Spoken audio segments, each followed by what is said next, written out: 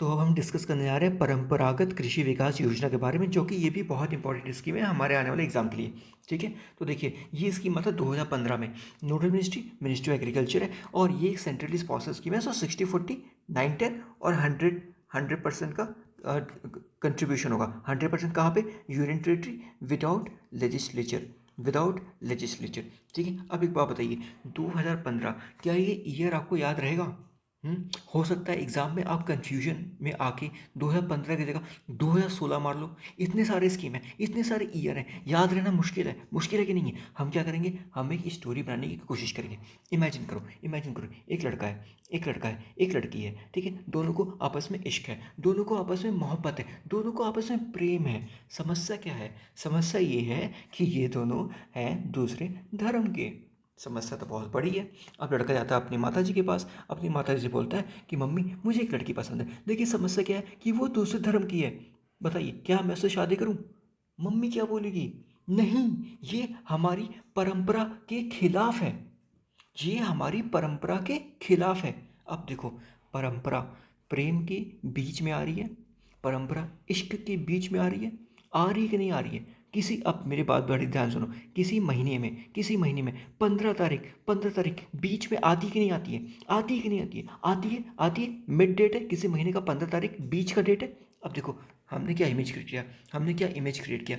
परंपरा परंपरा बीच में आ रही है। किसके बीच में आ रही है? इश्क के बीच में, प्रेम के बीच में, प्यार के बीच में। बीच में कौन सी तारीख आती है? बीच में 15 तारीख आती है। तो 2015 कहानी कहानी बनाने की कोशिश करो, ईयर याद नहीं रह पाएगा आपको, कंफ्यूज हो गए एग्जाम में आके। ठीक है, कहानी एक बार बन जाएगी ना, आप कभी भी नहीं भूलोगे। ठीक है, तो देखो अब मैं क्या करूँगा ना, अब मैं जब भी स्कीम पढ़ूंगा, परंपरागत, परंपरा मुझे याद रहेगा। परंपरा जो थी ना, परंपरा इश्क के बीच में आ रही थी, परंपरा प्रेम के बीच में आ रही थी। बीच में महीने में कौन सी तारीख आती है? 2015 आती है। तो परंपरागत कृषि विकास योजना कौन से ईयर में आया? 2015।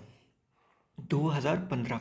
ठीक है, इतना कहानी बताया ज़रूर है। देखिए एक बार कहानी आप इमेजिन करोगे ना, आप कभी भी ये स्कीम का ईयर नहीं भूलोगे। आपसे एक महीने बाद में कोई पूछेगा ना, परंपरागत कृषि विकास योजना कब आया था, परंपरा से आप जान जाओगे कि परंपरा तो भाई इश्क में आ रहा था, इश्क के बीच में आ रहा था, प्रेम के बीच में आ रहा था। तो बीच में कौन सी तारीख आती है? बीच में आती है 2015। बहुत अच्छा, बहुत अच्छा। अब स्कीम पे आते हैं। ठीक है, देखो स्कीम के दो कंपोनेंट है। पहला कंपोनेंट हम क्या करेंगे ना, हम क्लस्टर लेवल पे डिमॉन्स्ट्रेशन करेंगे।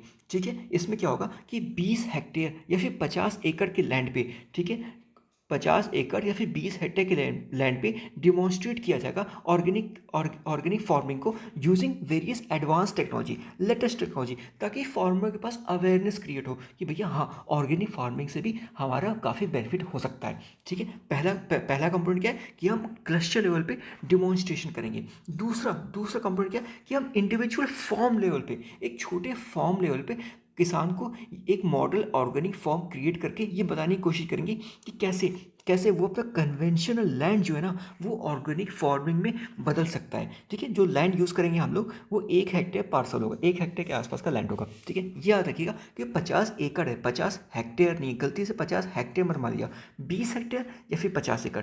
ठीक है, दो कंपोनेंट है, एक क्लस्टर लेवल पे डिमॉन्स्ट्रेशन हो रहा है और एक इंडिविजुअल फॉर्म लेवल पे हम डिमॉन्स्ट्रेट करके बता रहे हैं कैसे कन्वेंशनल लैंड को हम ऑर्गेनिक फॉर्म में प्रैक्टिस में बदल सकते हैं। ये दोनों कंपोनेंट क्लियर हो गया।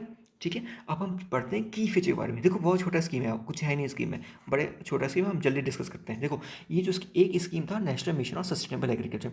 National mission of sustainable agriculture का एक कंपोनेंट है सॉइल हेल्थ मैनेजमेंट। इसी कंपोनेंट के अंदर आता है परंपरागत कृषि विकास योजना। ठीक है, सॉइल हेल्थ मैनेजमेंट के अंदर आएगा परंपरागत कृषि विकास योजना। इसमें होगा क्या, देखो क्लस्टर बना देगा।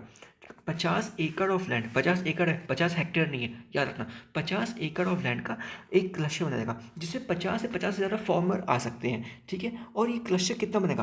तकरीबन 10,000 ऐसा क्लस्टर बनाया जाएगा ताकि ताकि 5 लाख एकड़ ऑफ एरिया को कवर किया जा सके। ये आप लोग जो फैक्ट है ना याद रखिएगा, 10,000 क्लस्टर बनाया जाएगा।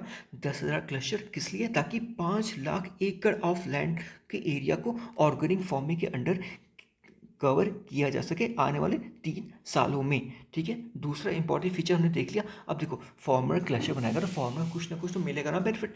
गवर्नमेंट क्या देगी, गवर्नमेंट 50,000 रुपये पर हेक्टेयर फार्मर को देगी for 3 years. 3 year per year नहीं है, 50,000 रुपये पर ईयर नहीं है, 3 साल तक, 3 साल में 50,000 पर हेक्टेयर देगी। ये मत समझिए कि हर साल 50,000 देगी, नहीं नहीं, हर साल 50,000 नहीं देगी, 3 साल में 50,000 पर हेक्टेयर के हिसाब से किसान को मिलेगा। अब 50,000 पर हेक्टेयर का ना अपना बाइफर्केशन है, जैसे 50,000 में से 31,000 पर हेक्टेयर 3 साल के लिए उसको ऑर्गेनिक इनपुट के लिए मिलेगा।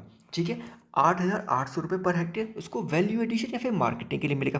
3,000 हेक्टेयर ना कैपेसिटी बिल्डिंग में खर्च होगा, और बाकी जो बचा खुचा है हो सकता है कोई एडमिनिस्ट्रेटिव कॉस्ट हो। ये 3 चीज़ पीआईबी में दिया था, ये 3 चीज़ मैंने इसलिए यहाँ पे लिख दिया। ठीक है, 31,000 रुपये इनपुट में खर्च होगा, 8,800 रुपये वैल्यू एडिशन मार्केटिंग में खर्च होगा, 3,000 रुपये कैपेसिटी बिल्डिंग में खर्च होगा। ठीक है, और चौथा फीचर की बात करें, जो देखो फार्मर जब ऑर्गेनिक खेती करेगा तो कुछ ना कुछ सर्टिफिकेशन की जरूरत होगी कि भैया हाँ ये हमारा ऑर्गेनिक प्रोडक्ट है। कैसे बताएंगे हम कि ये ऑर्गेनिक प्रोडक्ट है, सर्टिफिकेशन की जरूरत होगी। जो भी सर्टिफिकेशन लगे ना, फार्मर की कोई लायबिलिटी नहीं होगी, फार्मर कोई एक्सपेंडिचर नहीं होगा। ठीक है ना, चलो दूसरी बात करते हैं। जो भी क्लस्टर बनाया जाएगा, 65%, जो 65% वाला टोटल फार्मर होंगे ना, वो स्मॉल या मार्जिनल होंगे। 65% टोटल फार्मर जो होंगे वो या तो स्मॉल से होंगे, या तो स्मॉल कैटेगरी होंगे, या फिर मार्जिनल कैटेगरी होंगे। ठीक है, और एक और important cheese, at least 30% of the budget है ना वो वुमेन फार्मर के लिए रखा जाएगा।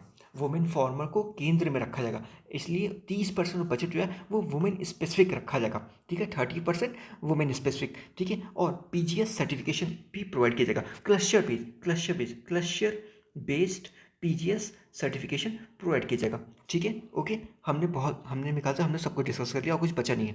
ठीक है, जी हमने डिस्कस कर लिया, हमने बचा चाहिए। और तो ठीक है फिर, जैसा लगा आप, ठीक है फिर, धन्यवाद आपका। ठीक है।